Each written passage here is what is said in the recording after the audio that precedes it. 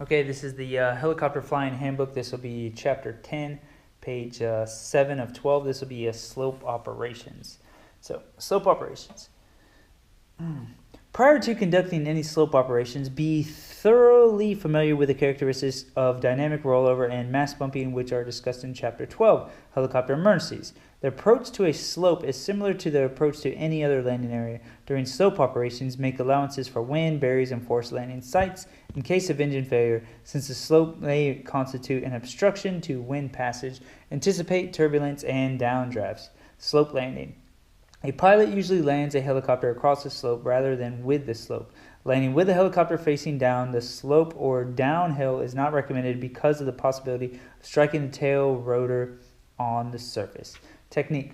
Refer to Figure 10.6 at the termination of the approach. If necessary, move the helicopter slowly downward the slope, being careful not to turn the tail upslope. Position the helicopter across the slope at a stabilized hover headed into the wind over the intended landing spot. Frame 1. All right. Downward pressure. Downward pressure on the collective starts the helicopter descending as the upslope skid touches the ground. Hesitate momentarily in a level attitude, then apply slight lateral cyclic in the direction of the slope.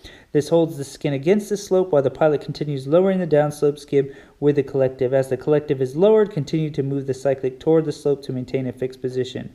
Frame number 3. The slope must be shallow enough to hold the helicopter against it with a cyclic during the entire landing. A slope of 5 degrees is considered maximum for the normal operation of most helicopters. Consult the RFM or POH for specific limitations on helicopter being flown.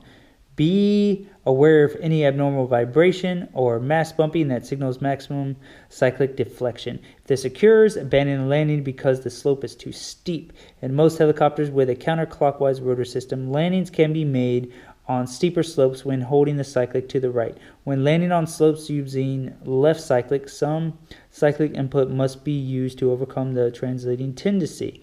If wind is not a factor, consider drifting tendency when determining landing direction. After the downslope skid is on the surface, reduce the collective to full down and neutralize the cyclic and pedals. Frame 4. Normal operating RPM should be maintained until the full weight of the helicopter is on the landing gear. This ensures adequate RPM for immediate takeoff in case the helicopter starts sliding down the slope. An anti-torque pedal as necessary throughout the landing for heading control. Before reducing the RPM, move the cyclic control as necessary to check that the helicopter is firmly on the ground. Common errors. Failing to consider wind effects during the approach and landing. Failure to maintain proper RPM throughout the entire maneuver. Failure to maintain heading resulting in a turning or pivoting motion. Turning the tail of the helicopter into the slope. Lowering the downslope skid or wheel too rapidly, applying excessive cyclic control into the slope, causing mass bumping. All right, slope takeoff. So let's go with slope takeoff. Slope takeoff is basically the reverse of a slope landing. Figure 10.7. Conditions that may be associated with the slope, such as turbulence and obstacles, must be considered during the takeoff. Planning should include suitable forced landing areas. Technique. Begin the takeoff by increasing the RPM to normal range with the collective full down. Then move the cyclic toward the slope.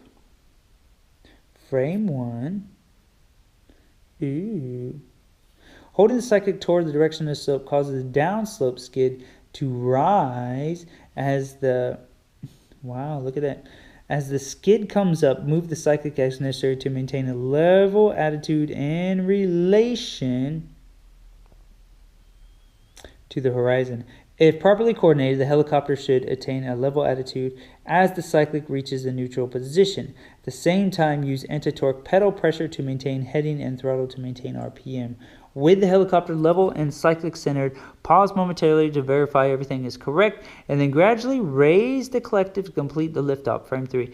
After reaching a hover, avoid hitting the ground with the tail rotor by not turning the helicopter tail upslope and gain enough altitude to ensure the tail rotor is clear. If an upslope wind exists, execute a crosswind takeoff and then make a turn into the wind after clearing the ground with the tail rotor. All right. Common errors. Failing to adjust cyclic control to keep the helicopter from sliding down slope, failing to maintain proper RPM, holding excessive cyclic into the slope as the downslope skid is raised, failure to maintain heading, resulting in a turning or pivoting motion, turning the tail of the helicopter into the slope during takeoff. All right, so we'll hold off there. That was page 8 and 9 of chapter 10. That was your slope landing and your slope takeoff. All right, 8 and 9 of chapter 10. See ya.